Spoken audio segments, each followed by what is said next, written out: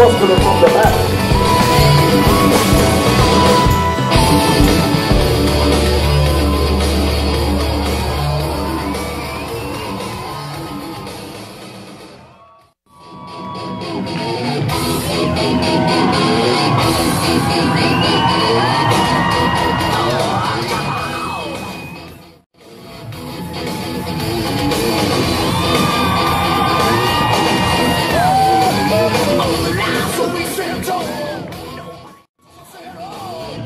Oh, we got Australia here, they'll take you on. Come on, Josh. Come on, Josh. I got that big ass you. Get us now. Go get us, Josh. All right, we got a little competition going on, y'all.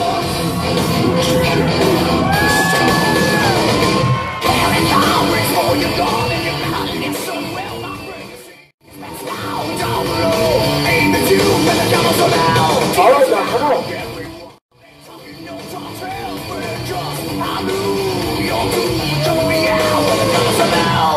Anybody else want to get up there? Come on, Dex. Yeah, that ain't happening.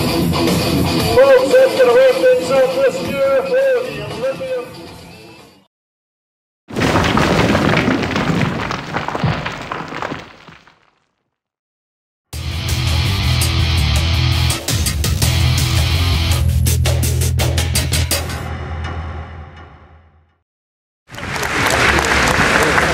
А что у Игоря?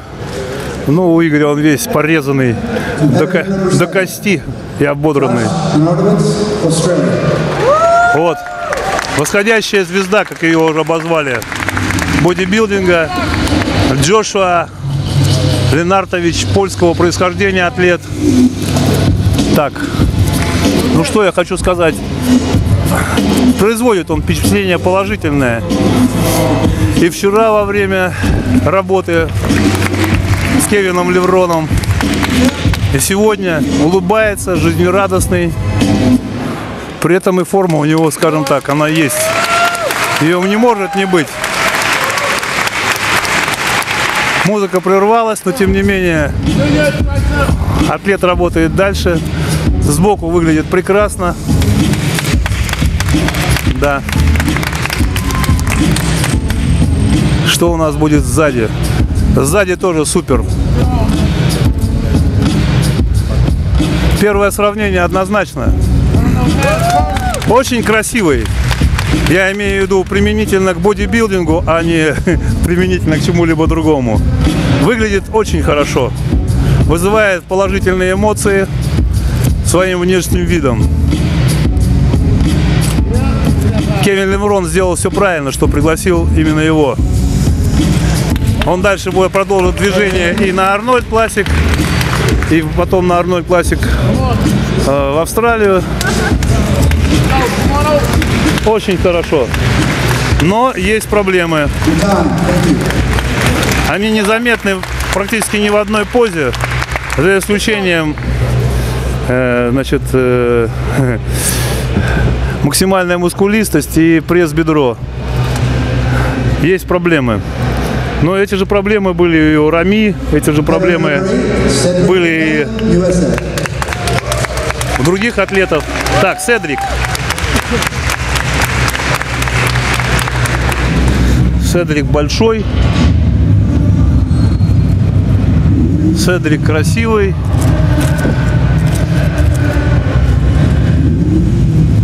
И Седрик опять не обремененный. Если бы я говорю человек, который реально может претендовать на самые высокие места на Олимпии. И это не голословные заявления. Прекрасный скелет, прекрасная укладка мышц. Осталось дело за малым. Проработать эти мышцы так, чтобы победить.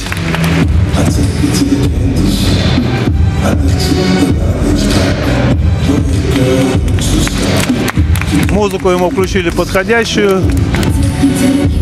Все равно будет в первом сравнении, я уверен в этом, поскольку прожимается, продавливается, но имеет те же проблемы, как и многие другие атлеты с ягодичными.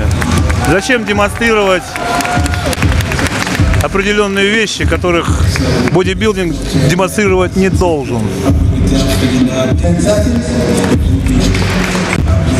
Я скажу так, сзади, если бы плавочки развернуть, то выглядит получше даже, чем спереди.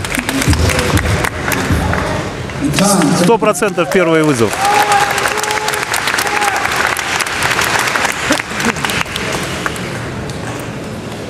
Ну, Игорь опять демонстрирует фотографии. Ну, я скажу так, таких дельт, как на фотографии, у него нет. Но дельты фотоаппарат разделил. Вот. Марик Оленичек. Еще польская не сгинела. Любят его в России.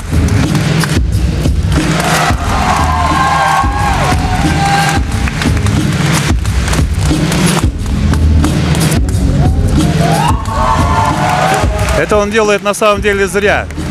Раунд для судей, не для зрителей в зале. И позировать он должен для судей. И когда он начинает вот эти все движения делать, это, конечно, прекрасно. Но шоу еще не началось. Идет предварительное судейство. Предварительное судейство. Для судей он должен работать и вести себя соответствующе. Увы, видимо, ему никто это не объяснил.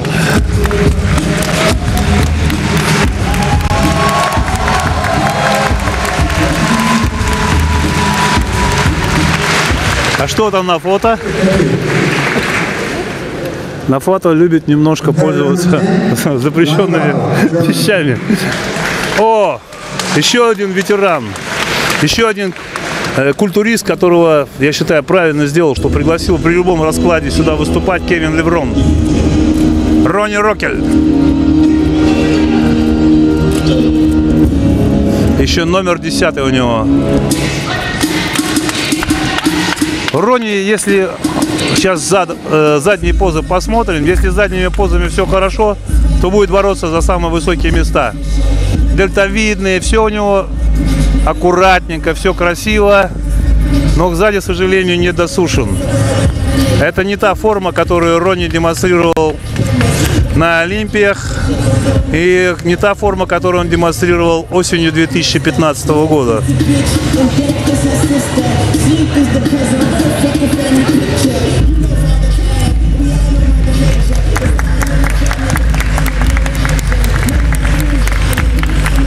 В любом случае правильно сделал Леврон, что его пригласил. Здесь он в Польше в авторитете. Мы вчера видели на встречах, как с ним себя вели болельщики. Итак, 11 номер. Алексей Шабуня, Белоруссия, Беларусь.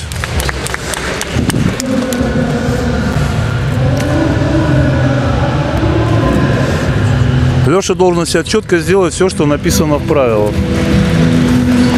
Ему включили металлику.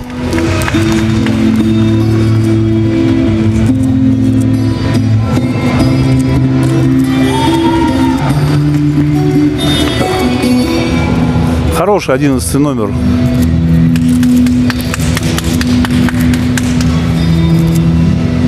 Сбоку, что сбоку? Леша всегда проваливался при высушивании бицепс бедра.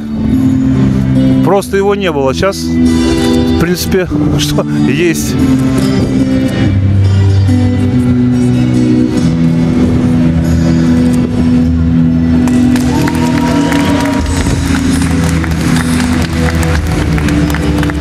Не досушен. Сзади не досушен.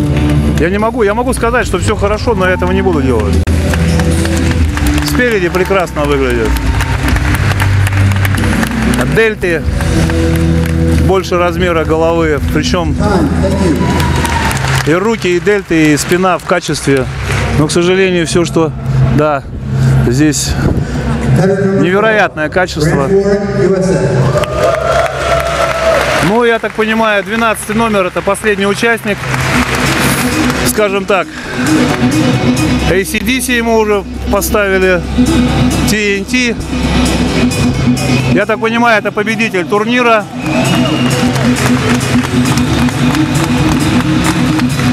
Ну Ну и судя по тому, какая у него форма, можно говорить все что угодно. Корявый, кривой. Бренч делает форму. Делает качество. Смотрите, какая тонкая кожа. Это видно. Нет, это чемпион. В принципе, соревнования, да, боковые, ой, фантастика. Соревнования можно закончить в части, будут соревноваться за второе, третье места и так далее. Первое место, да, двойной. Однозначно, но тут...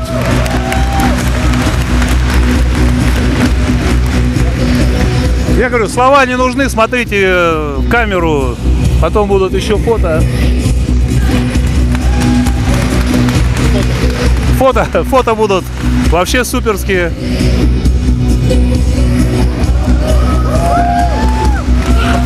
Мельчайшие подробности. У меня очень хорошие очки. 12 номер Бренч Варен. Я практически на 99,99% уверен, что перед нами победитель этого турнира. Вторым пока ставлю Ленартовича. Очень красивый.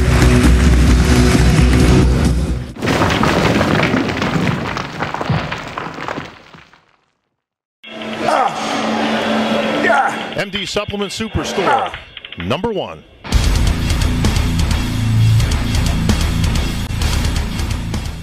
Shawn right here with four-time Mr. Olympia, Jay Cutler, and Mad Max 6 from Muscular Development. Big Dave, you're here enjoying the festivities. Typically, you're holding the camera. What do you make of this weekend so far? Yeah, it was a great show. I'm glad I came in. I came last year, but we didn't have that much coverage. This year, MD went all out, sent the whole entire team, including yourself and Jordan and myself, and for the behind the scene, it was a great show and tons of people, very busy. I'm sure Jay's happy, and we're gonna hear about this one for sure. Yeah, we were talking earlier about Jay making that comeback, and you're very confident in where he's at right now. So after he posed tonight, what do you make of your boy? Well, this is actually the second time I see him pose, but I also saw him train this afternoon, which we're going to see some footage on MD very shortly, and it's impressive. Well, Dave's my biggest fan, so it's hard to be a critic. Yeah, but I'm realistic too. You know? He's not only your biggest fan, but he's got to be a great friend. I've seen this guy get your back many times. What do you make of this guy? You know, he's a great, you know, he's like my brother. You know, we've been through a lot of stuff together. I know people, you know, see a lot of footage he takes of me and thinks that he's a fan, but, you know, he's like family. And, like, he's like, everyone kind of needs a Dave Borlée to, like, you want to be a big star in bodybuilding. That's what I told Phil. That's what you need your own Mad Max. He says, I do. So, you know, Dave's there to follow me around, and, of course, you know, he stays with me, and, you know, we spend holidays together, and we've been friends for, I don't even know how long. Yeah, over 10 years now, and over 10 years, 2001. Yeah. But, you know, he's doing great things with MD now. You know, he's doing all that behind-the-scenes stuff that, you know, we used to see that gossip stuff in the magazines. You know, it used to be in print. Now you need a gossip guy that's going to be like behind the scenes. People sit on his couch at, you know, in Venice store, and, you know, you get all new faces out there. He's the one that kind of introduces people when they become big stars. I think it's kind of cool to have that. And, you know, he trained with me this afternoon. He came to party, I think. I think you came to, you know, I'm having an after party at Moon Nightclub, and, you know, Dave's a big party animal, so he likes to go to the clubs. You mean Jordan? You've come a long way. I mean, you're actually living the dream. I mean, I remember when Jay came out and started doing the whole bodybuilding thing, living in Southern California, meeting up with Ed Connors, training at Gold's, and living the Olympia dream. But you are actually living the dream. You're over here with your Mad Max 6 deal on Muscular Development and the couch talking to all these pros. What's it like being Dave Borlée? It's actually great. I actually met you first. You were the first pro I ever met when I went to Huntington Beach at the Powerhouse Gym. Did you have long hair then? No. Longer than that. Right off the boat from Canada. Right off the boat. And then Did you speak English? Barely. Yeah. Barely. But I just always dreamt of, you know, coming to California, and I knew early on I was never going to be a pro bodybuilder. But I sort of wanted to be involved in the industry and around you guys. I was big fans of bodybuilders like you and, of course, Jay and all these guys, Kevin, Flex. So in my own sort of way, I found a way to be around you guys and make a living at it and just really enjoy what I do. This is not work for me. It's Well, real quick, speaking of work, what do you make of the 3rd year of the Jay Cutler Classic here at the Pearl? It's growing. I can't wait for them to get, a national qualifier status because they're ready for it. Yeah, it may be coming, but right now we're getting inundated by a bunch of bikini girls, so we're going to wrap it up here at the Pearl. We're going to go to the moon after this competition right here inside the Palms Hotel. For Dave and Jay, I'm Shawn Ray, MuscularDevelopment.com.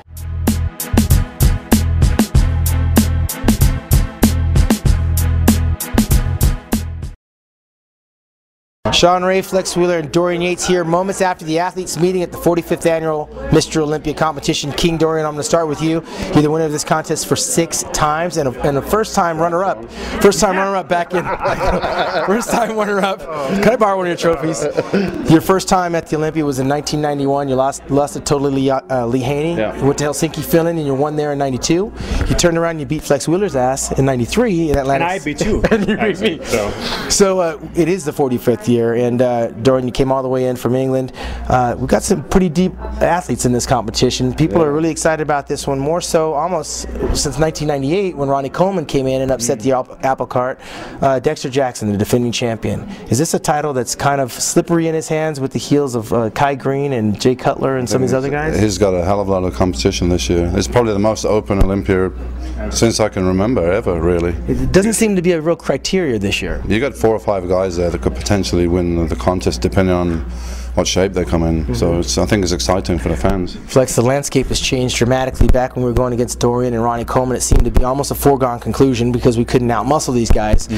You seem to be leaning towards Dexter Jackson being able to defend this title. Why would he be able to do that against a guy like Kai Green, who's improving every year, Victor Martinez, who still is kind of questionable based on the things that's been going on, and a young Phil Heath, who's coming up fast? Right, and not just those guys. I mean, he has some other former opponents that he's going to be going also against. But like I said before in my statement, personally and professionally, I mean, it is his title. I talked to him, I know him as a friend, so I know he's very hungry. At first, when he first won the Olympia last year, he said, I'm happy I can go home and never have to worry about it. But since then, it's changed. So again, I think he's very hungry for it, and as probably Dorian can contribute to, which we can't. Right. Win it the first time isn't enough. You want to retain that and hold that on. So I'm leaning towards him. And if someone decides that they actually beat him and change my mind, that's going to happen. But until that happens, I'm going to go with him. Well, let's talk about somebody that's lost the title and is still in pursuit of trying to regain that. Jay Cutler, 2-time Mr. Olympia, lost the title, got 2nd place.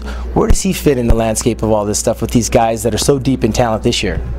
Well, I think Jay potentially could still win the contest if he got in the best shape he's ever been in. But he hasn't done that for a few years, and you have to ask why he hasn't done that. Is it a matter of motivation?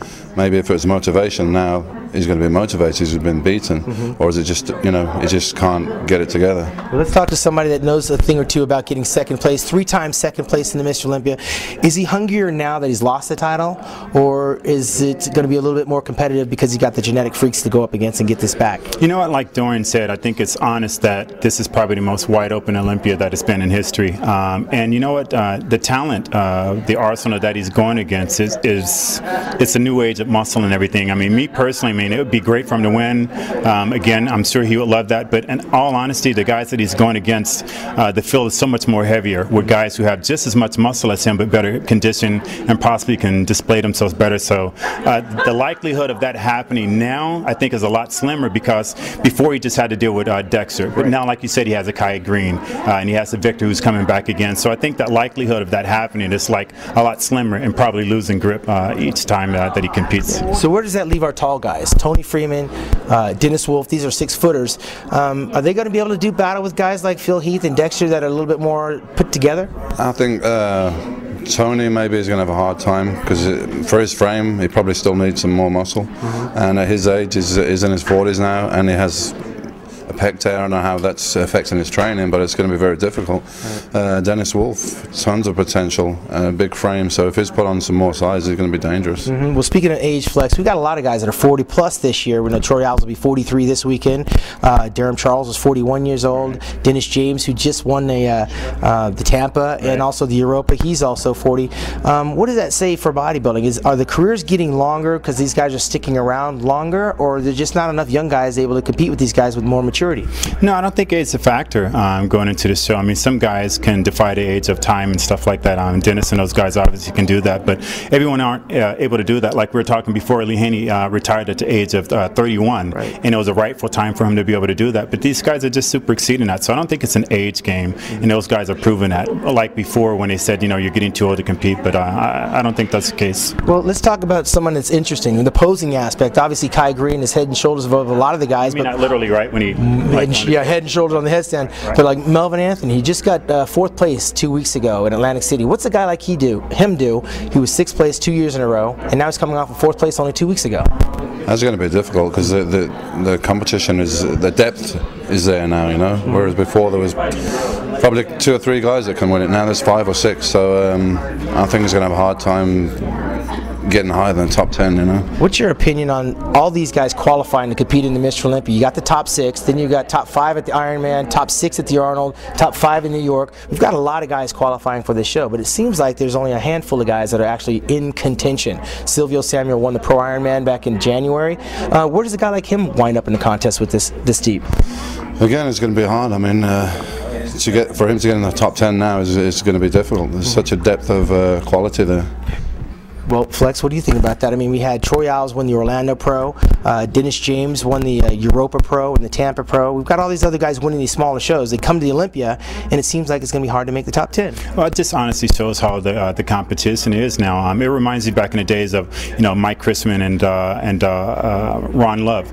I mean, it was an honor to place in the top 10 back in those days. When, I mean, if you're like 9th in Olympia, people looked at you like, wow. But that wow factor has been taken away because I think the depth of the competitors have diminished. Where now, like I said, you know, it's probably 13 guys that can fit in that top spot of the top 10, and it's just not going to happen. So I think that's a tribute to the athletes and the condition that they're coming in now. But one thing that no one has brought up, and that's the prize money, Dorian. $200,000 to the winner, $100,000 to second. To second. Is that enough? Training Flex? No. I mean, you stay out of the game long enough, the money's going to come up.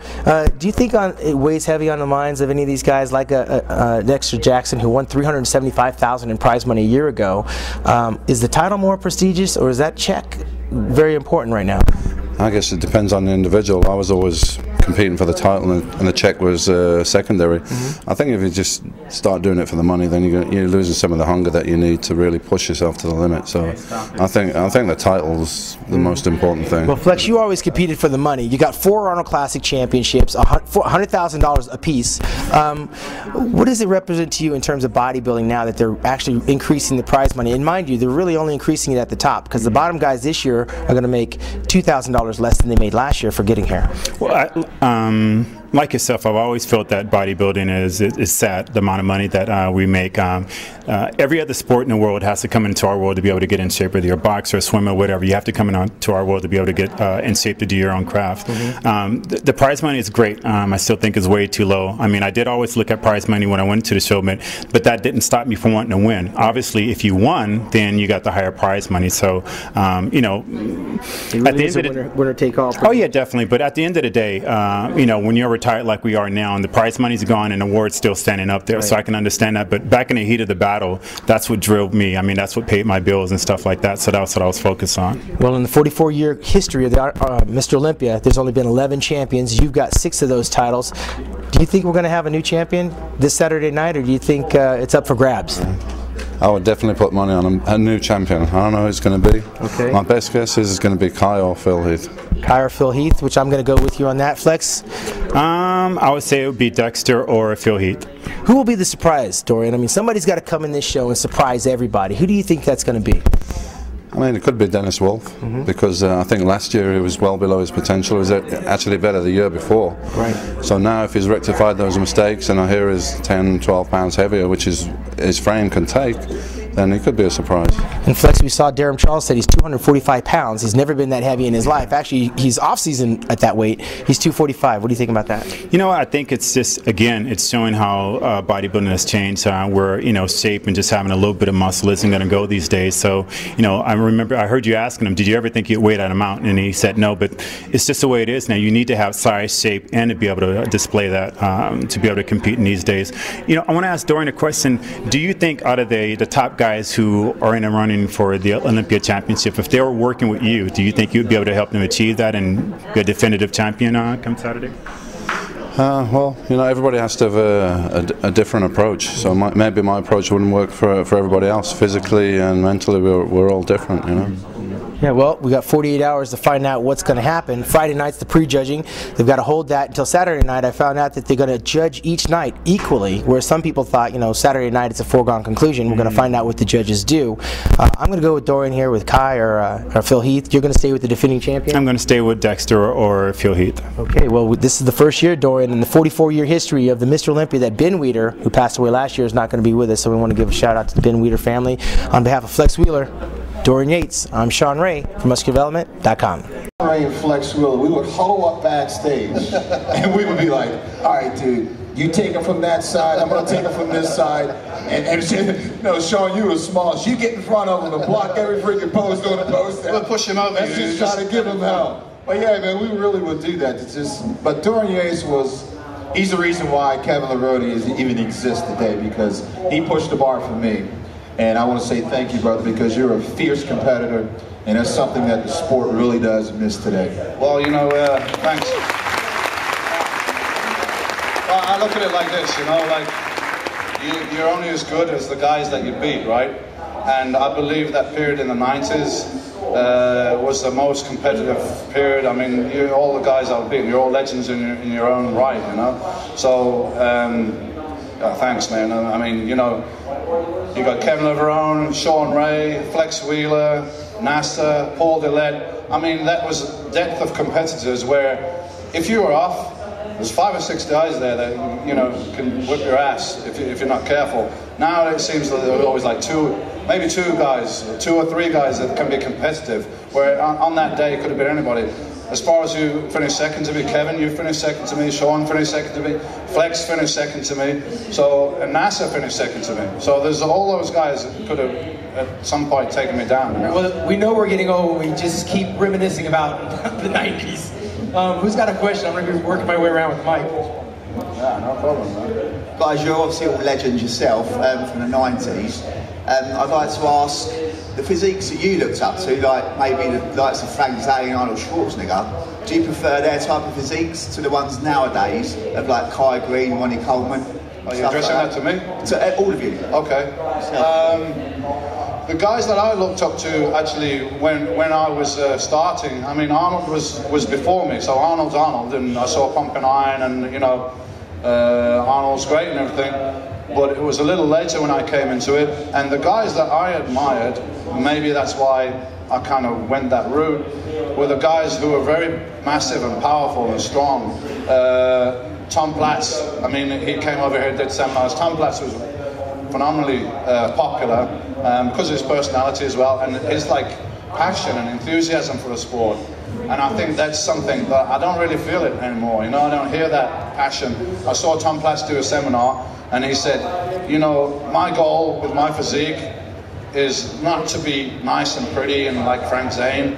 I want to walk out on that stage, and I want those judges to sit there and just drop their pencils and go, holy shit, what the hell is that? I just want to freak them out, you know, and that's kind of what I wanted to do, you know. I didn't like want a beach body or anything like that. I wanted to just be as big and as strong and as take this thing. How far can I take this thing? You know, it's like, you know, if you're a sprinter, you want to run as fast as you can. If you're a bodybuilder, you want to be as big and strong and as ripped and as freaky as you can, man, you know, within reason. You know, people say, oh, Dorian, you're a mass monster. You spoiled bodybuilding. You started this whole trend of guys being all big and too big and everything. But if you take a look at what I did, and when I got ready for a contest, I could have actually competed at the Olympia 10 or 15 pounds heavier easily. If you look at pictures of me from 6 or 7 weeks out, I think my condition is as good as or better than the guys bring on stage right now. But I wasn't in that mindset. I was like, I want to be as big as possible, but with the conditioning of a lightweight. You know, that's what I wanted to be ripped as possible and as big as possible as well. So I actually sacrificed some size to come in for the contest as ripped as possible. So the guys that I looked up to was Tom Platz, Casey Viator, if anyone's heard of him, Mike Mensa, Tim Ballet. These guys that were just thick and strong and freaky, and you know, that's what I wanted to do. So that's me, Kevin. For me, what attracted me to a lot of the great bodybuilders was number one, personality. And you know, to name one was Lee Haney. Lee Haney was a man's man. He was a true champion. Another one is this man right here. He found his way. He built the best physique that he possibly could. And Dorian Yates was known for having that grainy look. You know, there's mental genetics, there's physical genetics, and you know, some bodybuilders get ripped and shredded. He was known to bring that grain look in. So you know, I became a fan of his accomplishments. Shawn Ray was someone who gave me a great load of inspiration because he had a business savvy approach to his preparation. You know, Shawn Ray would always come with the most beautiful, finessed posing routine, you know, possible. And I would be backstage with him. I was like, you know what? I want to mimic Shawn Ray. You know what I mean? Because his color was always perfect. His routines were always down to a T. And when you see these things, you know, it's individuals that have their own unique personality. You know, and for me, I became a fan of that, just as well as like basketball, like Michael Jordan, because he just found his own great way to move and jump and everything. So when we competed, you have those guys who knew who they were, you know, on stage. They didn't try to be like anybody else. They created their own unique poses. I mean, Dorian Yates, he created I used to hate it. I used to hate turning around next to you because it was crazy. He would throw that calf down and this, and it was like lights out. Like this. And when he pulled it, it was like, I was like, damn. So what I would do when I was standing next to Dorian Yates, for you guys that want to compete, I don't even know if you knew this. When we're in a lineup, turn around, Dorian. I knew that Dorian, I could not stand next to him if I stood side by side. I would always get like this. I would always get like this. And when you create that illusion and move like another 6 inches, you're closer to the judges, but also everybody taking those photos, those magazines are going to come out, and I'm going to look bigger, but I'm not bigger. But I knew I could not stand next to this guy. So bodybuilding is about finding what works for you and using